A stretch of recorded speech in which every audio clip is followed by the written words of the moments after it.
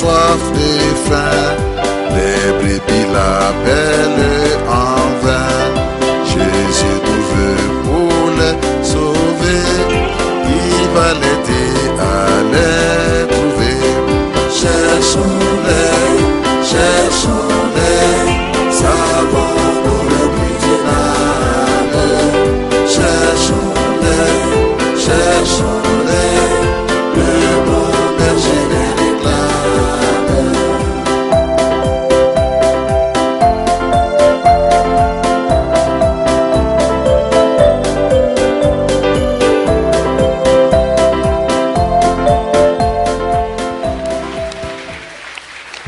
Gloire à Dieu. Vous pouvez be seated. Tu peux t'asseoir. Je crois que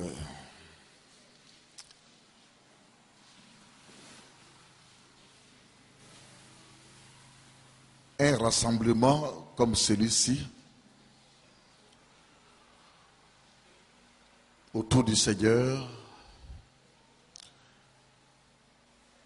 dans le lieu où notre Père spirituel exerce, c'est l'occasion de non seulement être prêt à recevoir la puissance de Dieu, mais aussi la parole de Dieu, les conseils de la vie, les conseils qui bâtissent et qui font l'homme. Vous ne le savez pas peut-être, tous, mais depuis un mois, ici dans notre église, nous passons par un véritable temps de réveil spirituel.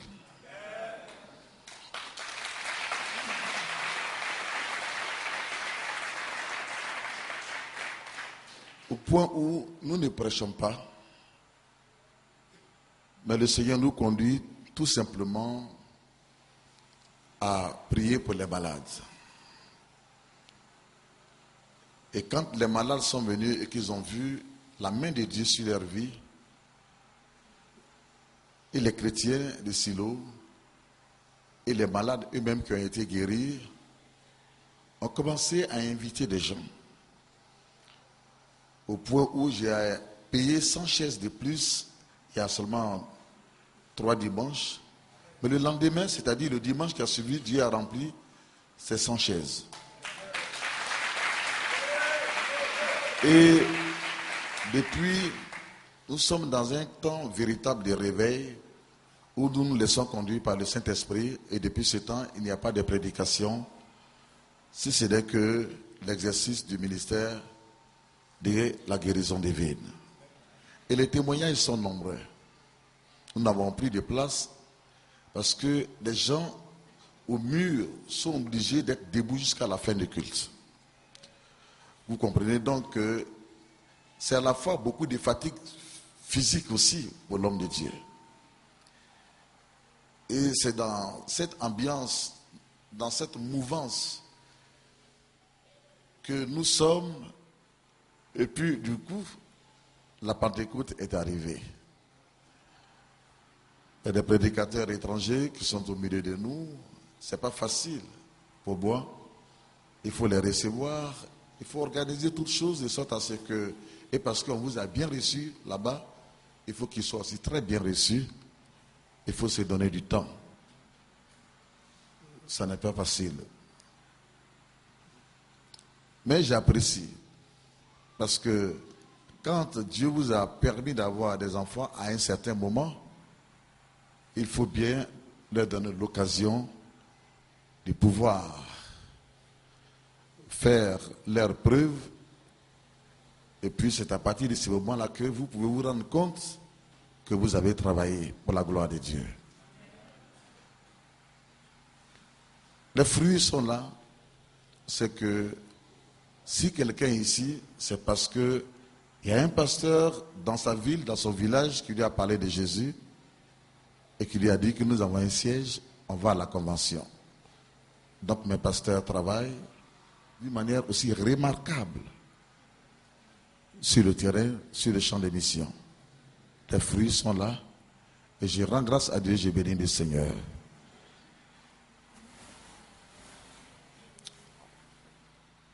En plus de ce que, quelque part, j'ai demandé au Seigneur, donne-moi la force pour pouvoir te servir dans la prédication demain.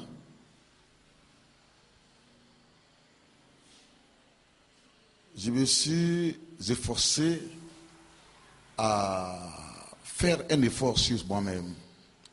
J'ai reçu avec les pasteurs, nous avons partagé, nous avons discuté et ainsi de suite. Et puis quelque part j'ai fait un peu violence sur moi-même pour quand même aller me reposer un peu. Et j'ai réfléchi à beaucoup de choses. Et j'ai compris que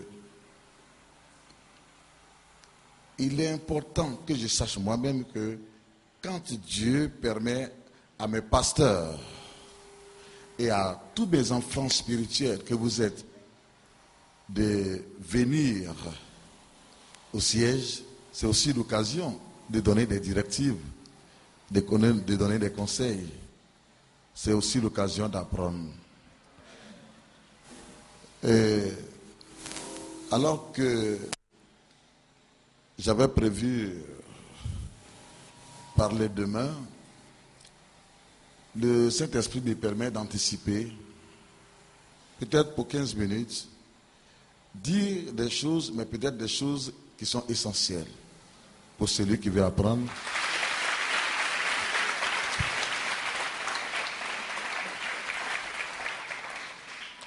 Alléluia. Si, chers enfants spirituels, si c'était seulement la puissance qui bâtissait un homme, qui faisait de quelqu'un un riche, un homme important dans la vie, les magiciens et les marabouts, les féticheurs que vous voyez, ils n'allaient pas être malheureux, ils n'allaient pas dormir dans des cabanes.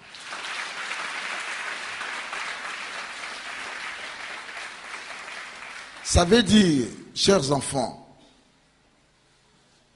que ce n'est pas seulement la puissance que nous avons par la grâce du Seigneur pour chasser les démons et guérir les malades qui fait un homme. Est-ce qu'il y a des gens qui ont manifesté la puissance et la puissance s'est tournée contre eux? Ils sont morts prématurément.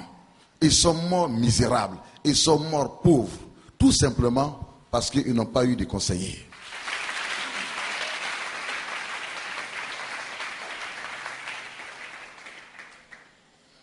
Si un militaire il a une arme et qu'on ne lui a pas appris à manipuler l'arme, que fera-t-il? Il tuera des innocents. S'il ne fait pas attention, il va tuer lui-même, sinon ses enfants.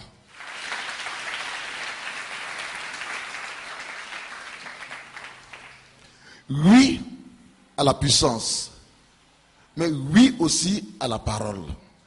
Les jeunes sont pressés aujourd'hui de se faire une popularité, de se faire connaître, tellement se faire connaître qu'ils sont régulièrement à la télévision, dans les journaux, à la radio, en train d'annoncer des programmes pour lesquels ils n'ont pas la puissance adéquate, pour lesquels ils n'ont pas l'onction nécessaire, mais ils veulent démontrer par les annonces qu'ils font à la radio, partout, dans les Facebook, dans les internets, partout, qu'ils sont là, ils ont tel niveau, alors qu'ils n'ont même pas encore atteint ce niveau dont ils parlent dans les annonces. Que cherche-t-il? Ces jeunes pasteurs, sans père ni mère spirituelle. Que cherche-t-il? Il cherche la popularité. Je vais vous dire ce soir, chers enfants spirituels, qu'il y a une différence entre la popularité et la grandeur. Dieu ne nous a pas appelés à la popularité, à être populaire. Lorsque Dieu a appelé Abraham, il n'a pas dit à Abraham que Abraham, viens sur moi, je te rendrai populaire. Est-ce que vous me suivez? Mais Dieu a clairement dit à Abraham, viens et suis-moi. Et si tu obéis à ma parole, je rendrai ton nom grand. Je rendrai ton nom grand. Il n'a pas dit je te rendrai populaire. Par conséquent, comprenez qu'il y a une différence entre la popularité et la grandeur.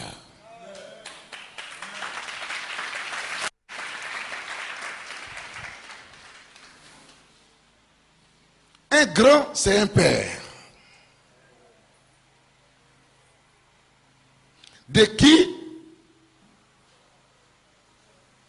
sortent des enfants, des petits-enfants, arrière-petits-enfants, à qui il a légué un héritage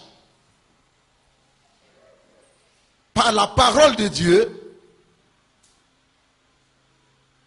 par la sagesse de Dieu, de sorte à ce que ceux-là puissent demain impacter leurs semblables, leurs générations.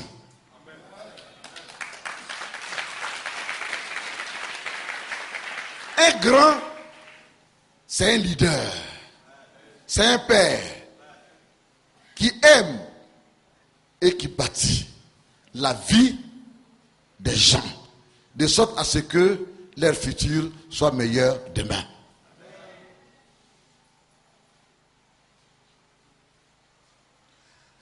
Un grand, c'est un père en qui tout le monde se reconnaît quand il parle, quand il prie.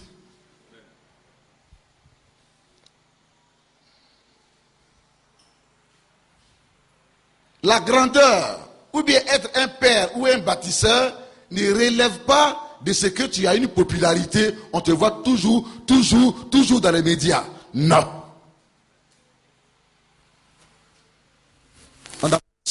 On appelle cela des plaisantins. Et beaucoup de gens sont pressés. Et ils dépassent des étapes. Et ils se projettent à des endroits où ils ne peuvent pas tenir pendant 1 an. Parce qu'ils n'ont pas respecté d'autres étapes. La vie est faite d'étapes. La vie, elle est faite de règles. Une église qui n'a pas de règles, elle n'a pas de vision. Et des pasteurs qui sont dans une église et qui ne connaissent pas les règles de leur église, je ne sais que dire.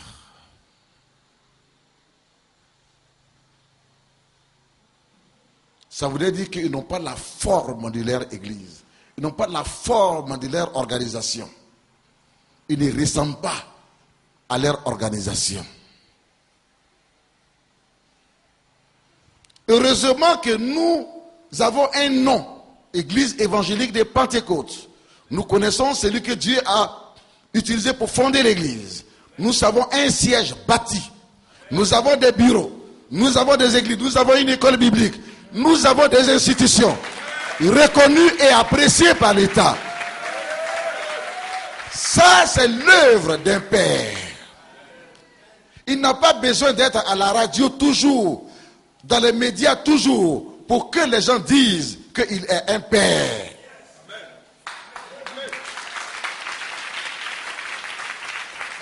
Mais les œuvres même parlent et témoignent.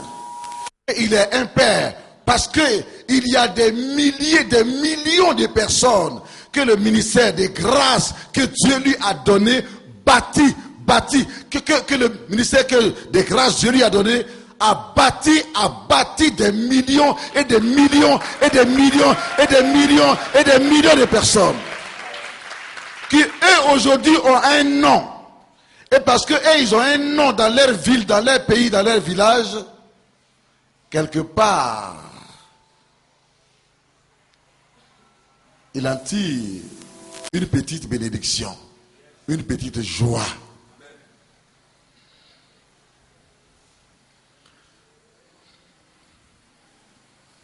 Ne suivez pas quelqu'un qui a les miracles, mais qui n'a pas la parole. Ne suivez pas quelqu'un qui a la puissance et qui est ignorant de la parole. Si vous avez que la puissance et vous êtes ignorant de la parole, vous ferez beaucoup d'erreurs et vous aurez honte devant vos enfants, vos chrétiens. Lorsque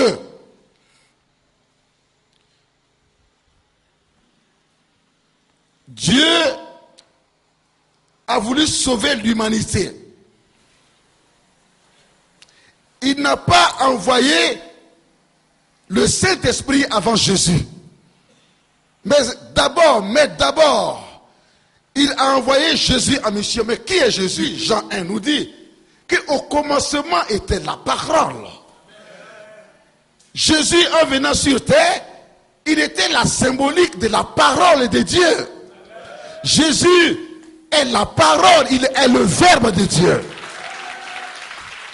C'est quand vous prêchez Jésus que le Saint-Esprit se met en mouvement pour guérir, pour délivrer, pour sauver des vies. Si vous ne prêchez pas la parole qui est Jésus, si vous ne prêchez pas le verbe, vous ne connaissez pas la Bible, c'est que vous ne connaissez pas Jésus. Parce que la Bible c'est qui? C'est Jésus. Au commencement était la parole.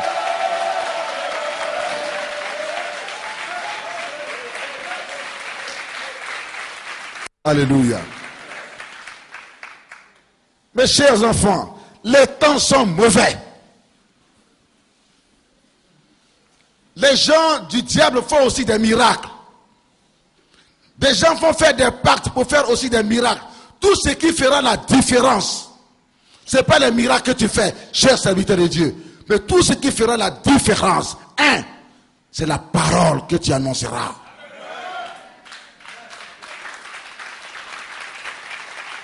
C'est la Bible que tu annonceras. C'est la Bible que tu prêcheras avec exactitude, de façon authentique, sans rien retrancher, sans rien en ajouter. La connaissance donc, elle est importante dans le cadre du ministère de la guérison que nous avons. Et des deux, les fruits que tu portes, de par ton comportement, ta vie spirituelle, tabac.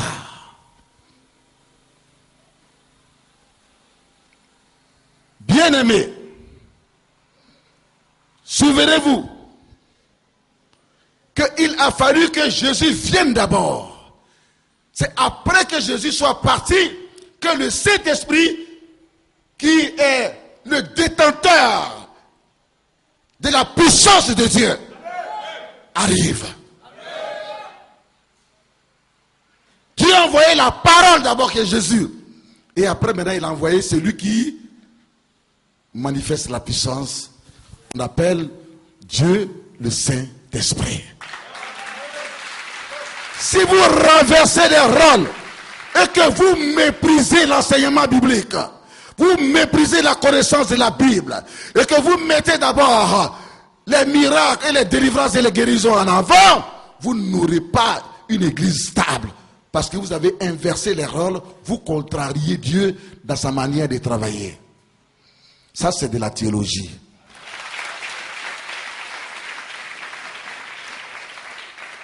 C'est quand la parole est annoncée.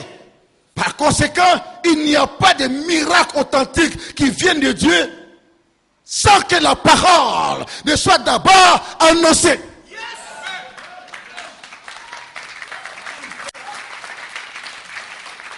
Les gens titubent, les gens dandinent, les gens suffoquent quand il s'agit de prêcher la parole qui est Jésus, de prêcher la Bible. Ils n'ont pas d'arguments, ils sont en manque d'arguments. Mais quand il s'agit de dire, il y a quelqu'un ici, il y a quelqu'un ici, Dieu veut sauver quelqu'un ici, Dieu veut donner l'argent à quelqu'un ici, Dieu veut donner un mari à quelqu'un ici, une femme à quelqu'un ici, Dieu veut guérir quelqu'un ici, tout le monde le fait aujourd'hui. Ce qui fait la différence, c'est la connaissance du Verbe de Dieu, du Verbe de Dieu, du Verbe de Dieu.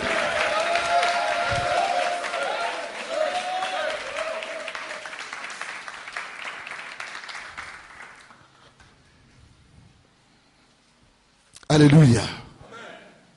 Voyez-vous,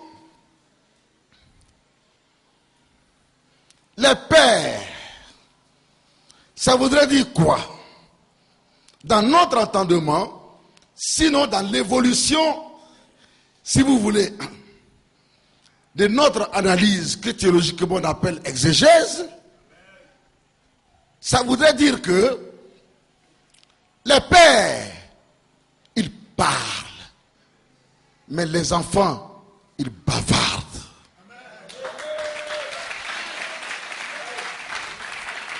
Les pères, ils parlent. Quand ils parlent, ils construisent, ils bâtissent des vies par la grâce du Seigneur. Mais les enfants, du matin au soir, ils sont dans les télévisions, dans les radios. Il ne faut que bavarder, bavarder et dire ce qu'ils n'ont pas et ce qu'ils ne sont pas en réalité.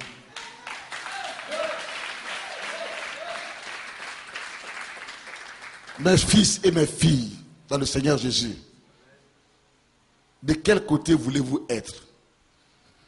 Voulez-vous être des parleurs ou bien des bavardeurs?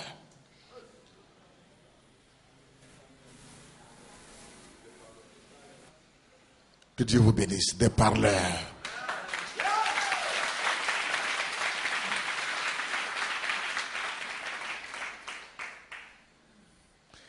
Si dans votre église, il y a un manque de la parole de Dieu, de l'enseignement biblique, et que ce n'est que des miracles que vous prêchez, que vous enseignez, des miracles et des miracles que vous faites, vous n'êtes pas sûr d'avoir une église stable et équilibrée. Les gens partiront et viendront. Ils partiront et viendront. Ils partiront et viendront. Parce que ce n'est pas les églises ne se reconnaissent pas en là.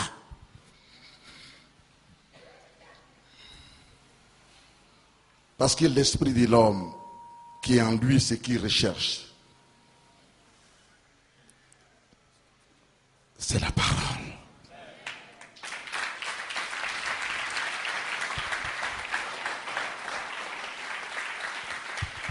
Si il fait jour par la grâce du Seigneur,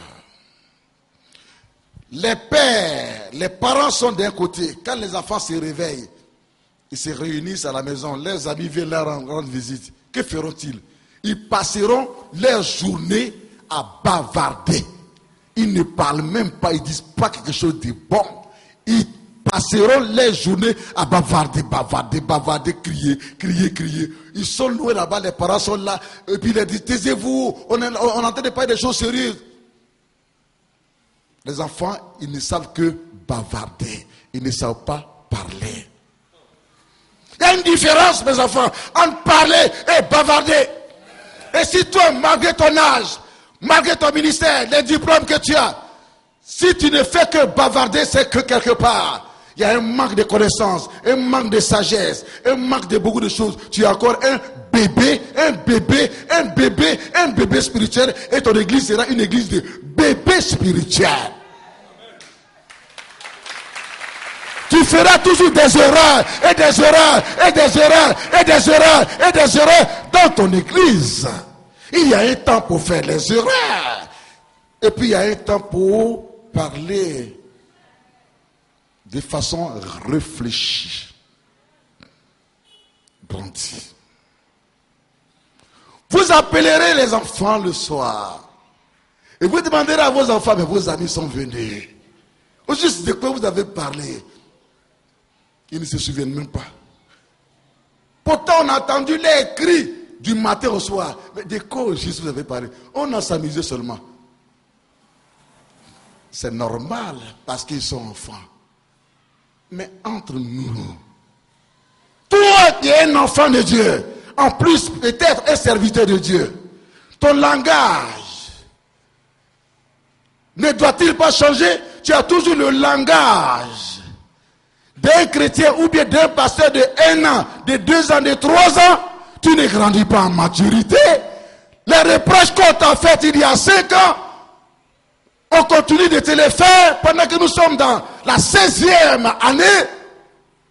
Mais entre nous, dans quelle peau est-ce que tu es? Sur quelle terre est-ce que tu es? Pendant que nous sommes dans la 16e année, les erreurs que tu as faites et que tu faisais, quand nous avions 1 an d'existence, 2 années d'existence, 3 années d'existence, tu continues de le faire, tu continues de raisonner, de bavarder comme si tu étais un bébé spirituel. Mais quand sera-t-il de ton église et des chrétiens? Ça serait des momies. Des momies. Des momies. Tu les fabriques autrement. Quelle honte!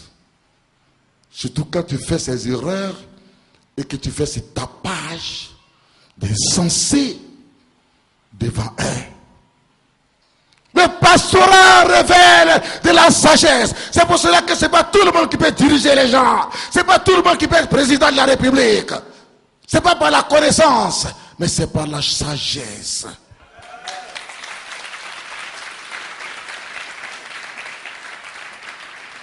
L'intelligence que tu as de façon scientifique, qui fait de toi un docteur, un pharmacien, un enseignant peut-être, ça vient du cerveau, ça vient de ton cerveau. Mais la parole de Dieu, le verbe de Jésus, il vient du ciel. Et ça passe dans ton cœur. Mais si ton cœur est vide de la parole de Dieu et que tu veux servir Dieu comme un fonctionnaire du monde, en marchant dans la chair, en parlant, en raisonnant dans la chair, tout ce que tu dis ne vient pas du ciel, mais ça vient de ton cerveau. D'après toi, comment c'est lui qui a fondé, que Jésus a utilisé pour fonder l'église, il s'assoit avec son conseil et sa femme et il compte depuis que je suis venu en Côte d'Ivoire, voici, et il arrive au niveau, Dieu m'a permis de fonder 50 églises. Et comment se fait-il que toi, par exemple, qui es le fils de cet homme, parce que tu as reçu un micro, tu peux venir là, devant les étrangers et tout le monde, et le contrarier en disant que il a fondé une 30aine d'églises. Tu me combats, tu combats la vision. Mais où est ta tête?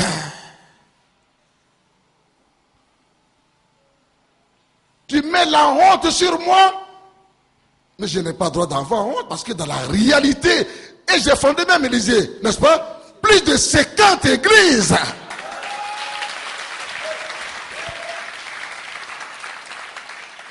Et tu mets le doute dans l'esprit de tout le monde. Même des prédicateurs étrangers qui sont là. Et moi je suis là ici gêné. Mais si dès le commencement, quand tu as pris le micro, tu as contrarié, tu as attaqué la vision, tu as attaqué ton père spirituel publiquement, la fin aussi sera comme cela. C'est pour cela que la fin aussi, tu termines par une erreur grave. Est-ce que quelqu'un apprend quelque chose?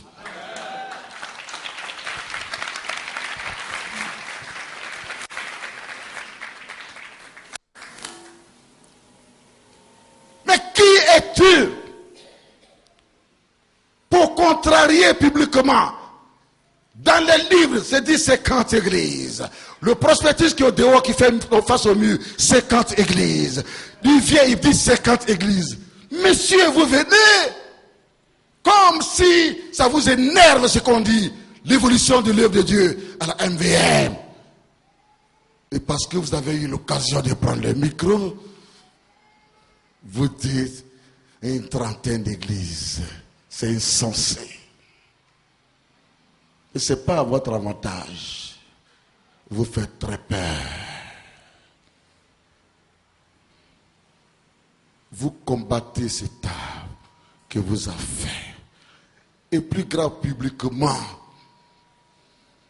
c'est de l'abondance du cœur que la bouche parle. Vous allez dire que c'est une erreur, mais non. C'est la manière dont vous consentez les choses, vous voyez les choses. Vous vous comportez comme un étranger dans la vision, dans le ministère.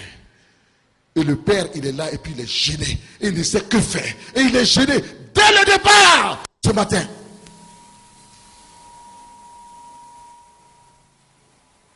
Mais Dieu qui fait toutes choses, il permet que tu termines aussi mal.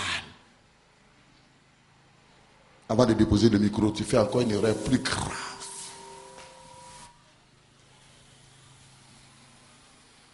Les enfants, le chemin est long.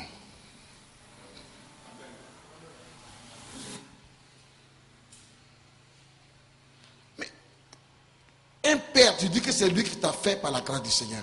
Comment lui il dit 50 églises, toi tu veux, tu prends le micro, tu dis trentaine d'églises. Mais, mes chers enfants, tu es qui d'après vous? Quelqu'un que tout le monde considère et respecte, et les gens viennent des autres pays, de tous les endroits. Tu le raris et tu veux lui dire qu'il est en train de mentir.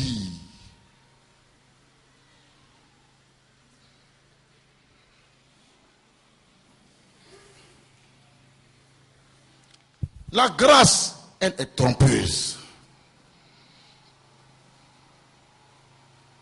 La grâce, elle est trompeuse. J'arrive au niveau de un de mes pasteurs. Il dit, mais c'est bien, tu prêches bien, tu n'es pas dans le programme, hein, mais prépare-toi, parce que je peux t'appeler à tout moment pour prêcher. Mais reste à ta place. Au moment où je t'appelle, tu n'es pas là. Et au moment où tes amis prêchent, tu n'es pas là. Pourtant, après eux, c'est toi. Tu n'étais pas programmé. Comment on appelle cela? La grâce qui est venue vers toi. Mais qu'as-tu fait? Tu es passé à côté de ta grâce. Est-ce que quelqu'un comprend? On acclame le Saint-Esprit.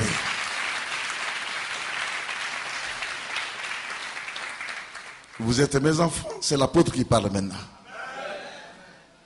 Quand le Père, il prend le micro, il ne bavarde pas, mais il parle.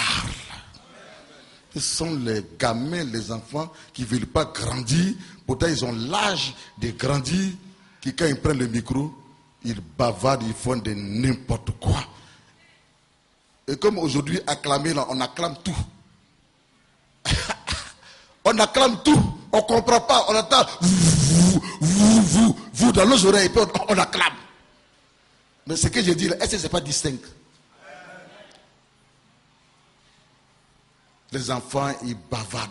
Quand ils prennent le micro, aïe Jésus est Seigneur, aïe Jésus, on ne comprend pas. Et puis le peuple se lève. Quand l'apôtre vient dire, mais qu'est-ce qu'il a prêché? Le thème du message, il n'y a pas quelqu'un pour lever la main. Soulever les gens. Il prêche pour soulever les gens. Les gens vont être debout à tout moment. Debout à tout moment. Debout. Mais si vous êtes debout, vous ne tarderez pas à tomber, mes enfants. C'est lui qui est toujours debout. Il ne tardera pas à tomber. Et celui qui saute à droite, à gauche, toujours en train de marcher, il cherche la popularité. Mais il n'atteindra pas le but. Parce qu'il essaie ici, ça n'a pas marché. Il essaie ici, il va à radio, il ment, il n'avancera pas. Dieu m'a établi pour chacun ici comme un père dans sa grâce pour vous faire asseoir.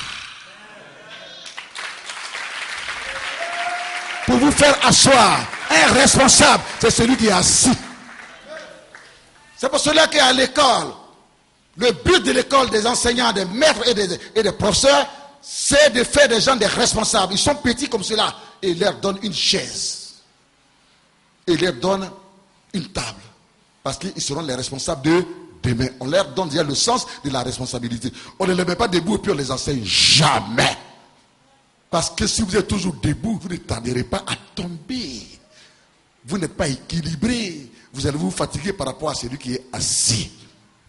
Dieu m'a établi dans sa grâce, Père, sur vous.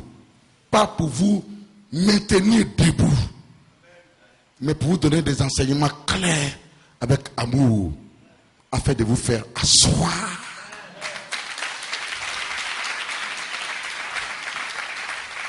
C'est pour cela que quand ça crie, il dit, you may be seated. Tu peux t'asseoir. Il y a un temps pour être dans le mouvement de feu, de réveil. Mais il y a un temps aussi pour écouter. Si vous êtes debout, vous n'écouterez jamais. Vous attendrez. Vous êtes assis, vous attendez pour acclamer. Beaucoup, dans la même rangée, s'ils sont 6, 4 n'ont pas entendu.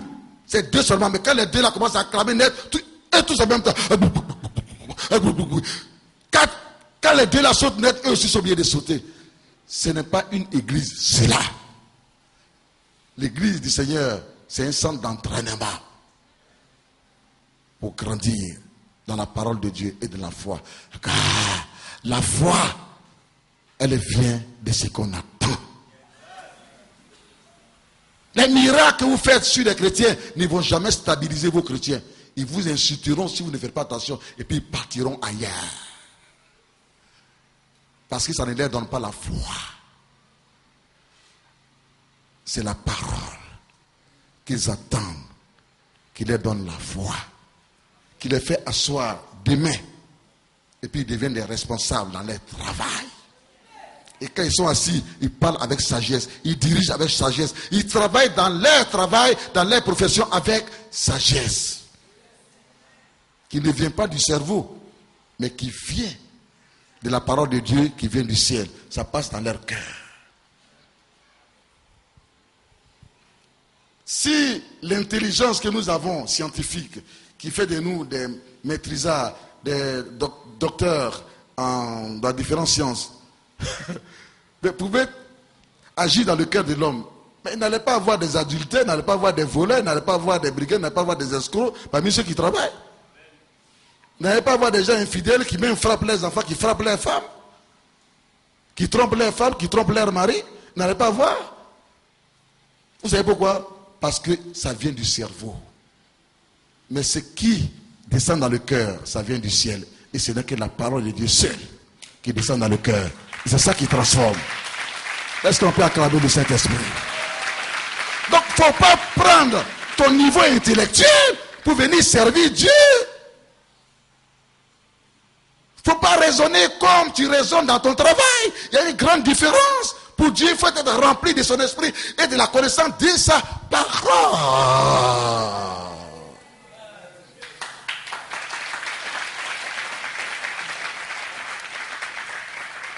Sinon, ce que tu fais, on croirait que parce que tu ne changes pas, ça devient de la provocation.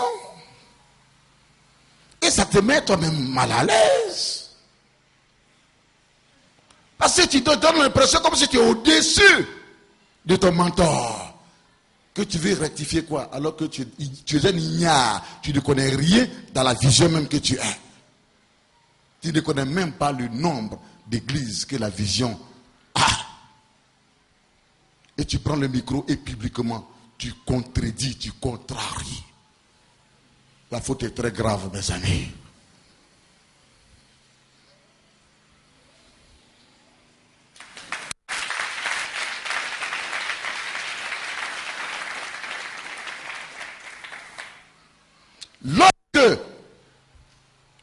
réveil commence, faites très attention. Dans le livre de 1 Chronique 13, vous lirez cela très bien. L'âge de l'éternel, c'est-à-dire que l'âge où il y avait l'onction du Saint-Esprit, la puissance de Dieu, quand les enfants d'Israël avaient donc cette onction-là, partout où ils allaient, ils battaient les ennemis. À un certain moment, ça s'est éloigné des enfants d'Israël. Évidemment, à cause des fautes de Saül, le roi Saül. Saül, c'est ce roi, ce serviteur de Dieu, qui lui, au lieu de respecter Dieu, la vision que Dieu a donnée, de respecter le prophète Samuel, il s'en fout. Il voulait respecter ce que le peuple dit. Ah, si tu veux aimer le peuple, plus que Dieu, et rejeter ton menton, le serviteur de Dieu, Dieu lui dit, il te rejettera. Faites très attention. Nous avons intérêt à protéger notre église, notre vision, à protéger notre apôtre, par notre manière de parler de lui. Nous n'en sommes pas les anges, c'est vrai. Mais quand même, ne serait-ce que, nous devons quand même bien parler, faire la promotion, parler bien de notre église, de notre vision, de notre apôtre. Parce que nous savons qu'il a des empreintes sur nous partout. Où que nous irions, ces empreintes, ces marques par le Saint-Esprit sont sur nous. Mais vous vous comportez comme si vous le haïssez, vous ne l'aimez pas. Et vous le ridiculisez devant des milliers de personnes. Et en mal, parce que ce que vous dites, c'est du mensonge. Et à la fin, ça vous rattrape.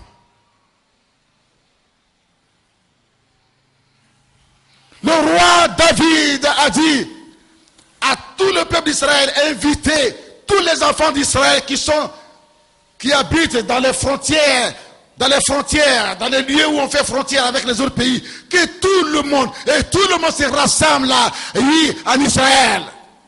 Nous allons accueillir l'arche de l'Éternel. Nous allons accueillir l'onction. Nous allons accueillir l'onction. Et ainsi, les sacrificateurs, c'est pas tout le monde qui veut pouvoir porter l'arche de l'Éternel. C'est-à-dire, c'est un coffre dans lequel on met la Bible. À l'époque, c'était l'Ancien Testament. Paf! Aussitôt net, la puissance de Dieu remplit ce coffre, ce coffret. Et donc, il y a des gens qui tiennent cela, deux derrière, deux devant, un à droite, un à gauche. Et du coup,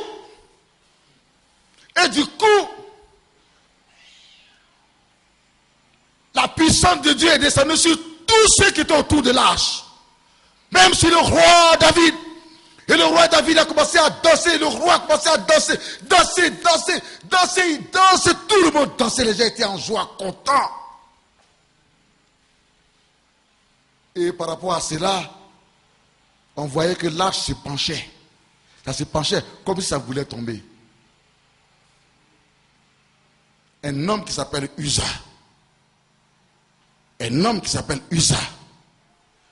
Il s'est permis d'aller et d'attraper l'arche. Toi, tu t'en vas aider Dieu. Tu peux aider Dieu. Il n'y a pas de sagesse. Quand il a attrapé l'arche, la puissance de Dieu est sortie de l'arche et l'a tué sur le champ. Immédiatement, il est tombé mort.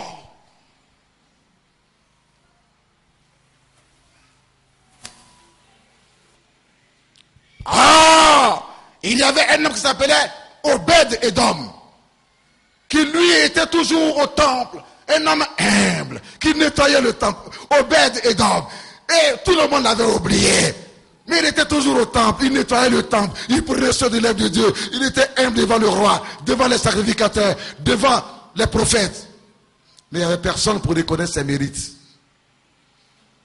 Est-ce que vous comprenez? Et il vivait dans la misère, et il vivait dans la pauvreté. Suivez très bien.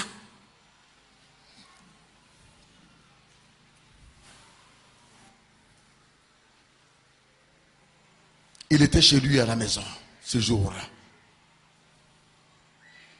Le roi David dit, l'âge qu'on a mené chez moi là, ce n'est même pas encore arrivé chez moi. Voici dégâts que ça, dégâts, mort d'un homme. Ça là, prenez ça, envoyez ça chez Obed Edom.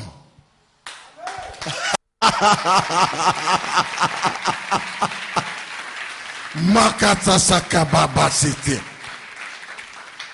C'est que tu vois que c'est mauvais, qu'il y a une mauvaise nouvelle. Tu es dans une mauvaise nouvelle. Dieu a sa politique. Il peut la changer en bien pour toi.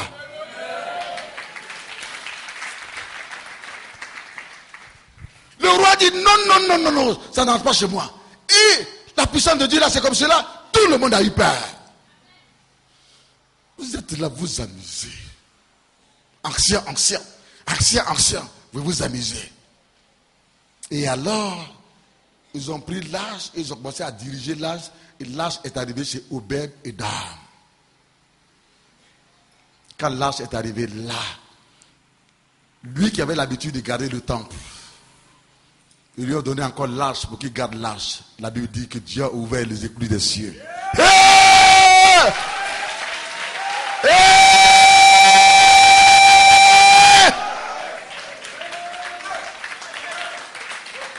Vous ne me citez. Et Dieu a commencé à bénir Obed Edom. À bénir Obed Edom. Dieu l'a enrichi matériellement, financièrement. Dieu l'a enrichi. Et tout Israël a vu que la bénédiction est dans l'onction.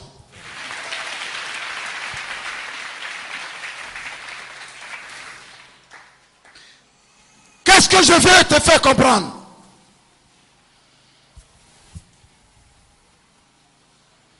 Lorsque le réveil arrive, lorsque Dieu se met en mouvement, quand on dit le réveil, ça veut dire que Dieu se met en mouvement. Avant que les David ne soient en train de danser, d'abord, Dieu était en mouvement. Ceux qui portaient l'âge étaient en mouvement. L'onction était descendue sur eux. Quand Dieu se met en mouvement, que le réveil commence, que chacun fasse attention.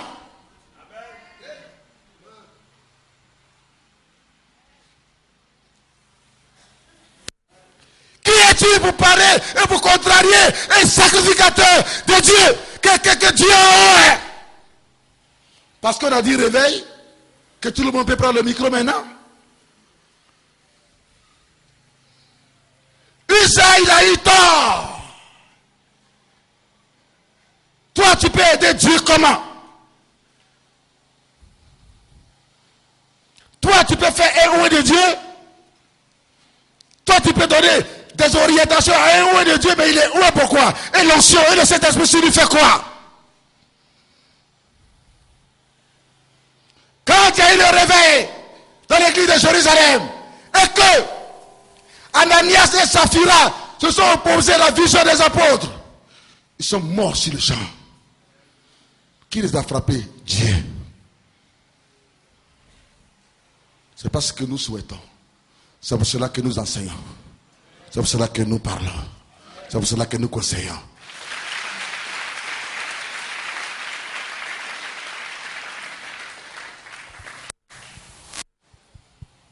Il y a une injustice dans ta vie. Il y a quelqu'un qui te fatigue toujours. Mais je déclare en ce soir que dans cette Pentecôte, Dieu va se lever pour toi. Il va se mettre en mouvement. Dieu va se mettre en mouvement pour toi. Tout va remuer autour de toi. La terre va trembler. Et gare à celui, quand Dieu sera en mouvement pour te venger, gare à cet ennemi, gare à ce Goliath, gare à ce mystique, gare à ce sorcier, dans ce temps de Pentecôte. Qui cherchera à s'opposer à toi, sinon à te porter la main mystiquement, ça serait sa mort. On acclame le Saint-Esprit.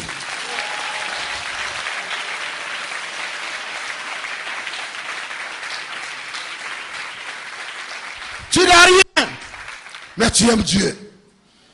Tu n'avais pas de transport, mais tu as tout fait pour avoir le transport pour venir dans la maison de Dieu. Alors que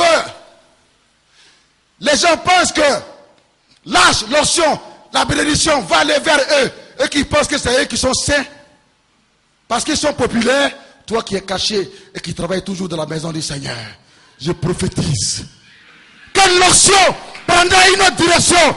Et de cet esprit enverra l'onction vers toi pour te bénir. Tu repartiras d'ici avec l'onction de la bénédiction, l'onction du succès, l'onction de la réussite.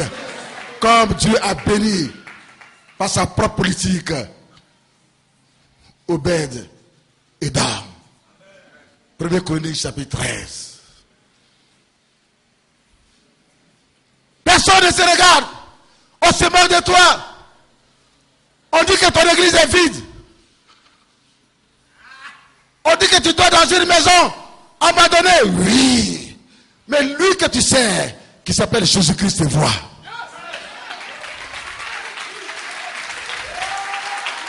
Tu es venu pour voir sa puissance. Je prophétise que tu verras sa puissance. Tu verras sa puissance. L'onction va se diriger vers toi. L'huile d'olive que tu auras, le mouchoir oué que tu auras, le livre oué que tu auras, sera rempli de l'onction de cet esprit. Et tu partiras avec dans ta maison. Et ça changera la vie de ta maison. Et ça changera ta maison. Et ça te changera. Tu passeras de la misère à la richesse. Tu passeras de la misère, de la pauvreté à la richesse. Dieu a sa politique de bénédiction.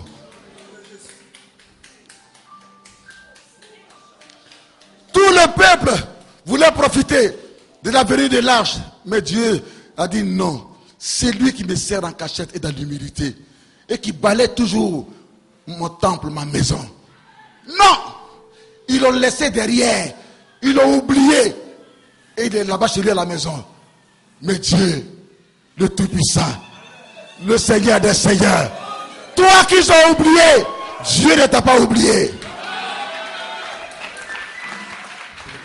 Dieu s'est mis en mouvement. Parce qu'il voulait bénir Obed et Dame. Et il y a des gens qui étaient là qui voulaient s'opposer et arrêter le mouvement de Dieu, le mouvement de réveil, le mouvement de l'onction. Chose qu'il ne faut pas faire. Ils ont eu pour leur compte. Et tel que le Seigneur l'avait programmé, l'onction s'est dirigée vers la maison. C'est vrai, misérable de Obed et d'Om. Mais quand l'onction est restée là, les jours qui ont suivi, il n'a plus jamais été la même personne. Il est devenu un riche. Il est devenu un riche. Il est devenu un homme béni. Il est devenu un homme béni. Voici ce que Dieu va faire dans ta vie. Voici ce que Dieu va faire dans ta vie. Toi qui ont oublié, Dieu ne t'a pas oublié. Dieu ne t'a pas oublié. Dieu ne t'a pas oublié. Demain c'est un grand jour. Demain c'est un grand jour. Demain c'est un grand jour. Demain c'est un grand jour. Demain c'est un grand jour. Il y aura des prières par les points de contact. Que chacun prépare son mouchoir, son huile sainte, son livre. Et par la grâce du Seigneur, Dieu se mettra en mouvement. Et je prierai sur ces objets. Et ainsi l'onction aura pris la direction de ta maison. Ta vie sera plus jamais la même. Ta vie sera plus jamais la même. Ta vie sera plus jamais la même. Ta vie sera plus jamais la même. Ta vie sera plus jamais la même. Ta vie sera plus jamais la même. Ta vie sera plus jamais la même. Ta vie sera plus jamais la même. Ta vie sera plus jamais la même. Est-ce qu'on peut acclamer le Saint-Esprit? Ta vie sera plus jamais la même. Ta vie sera plus jamais la même. Ta vie sera plus jamais la même. Ta vie sera plus jamais la même. Ta vie sera plus jamais la même. Ta vie sera plus jamais la même. Ta vie sera plus jamais la même. Oh Seigneur, fais-moi voir ta gloire. Seigneur, fais-moi voir. Seigneur, fais-moi voir. Cherchons-les, savons pour le pétilade. Cherchons-les, le nom berger les réclame. faim, les brebis l'appellent en vain. Jésus tout veut pour les sauver, il va les